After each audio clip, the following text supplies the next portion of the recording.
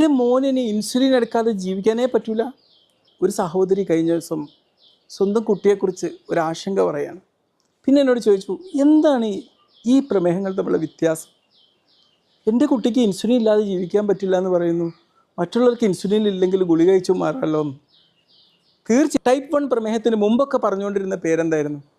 Insulin dependent diabetes എന്നായിരുന്നു. ഇൻസുലിനുമായി ബന്ധപ്പെട്ട് കിടക്കുന്ന ഡയബറ്റീസ് എന്നാണ്. അപ്പോൾ ടൈപ്പ് 2 വിളിച്ചത് എന്താണ്? നോൺ ഇൻസുലിൻ ഡിപ്പെൻഡൻറ്റ് ഡയബറ്റീസ് എന്നാണ്.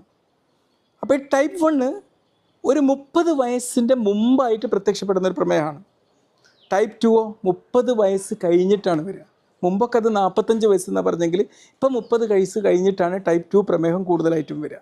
നമ്മുടെ ജീവിതശൈലിയുടെ ഒരു പ്രൊഡക്റ്റായിട്ട് വരുന്നത് ടൈപ്പ് 2 പ്രമേഹമാണ്. ടൈപ്പ് 1 ജീവിതശൈലിയുടെ പ്രൊഡക്റ്റ് അല്ല. ടൈപ്പ് 1 പ്രമേഹമുള്ള ആൾക്കാർ പൊതുവേ നമ്മൾ നോക്കിക്കഴിഞ്ഞാൽ അവർ മെലിഞ്ഞ ആൾക്കാരായിരിക്കും. എന്നാൽ ടൈപ്പ് 2 പ്രമേഹം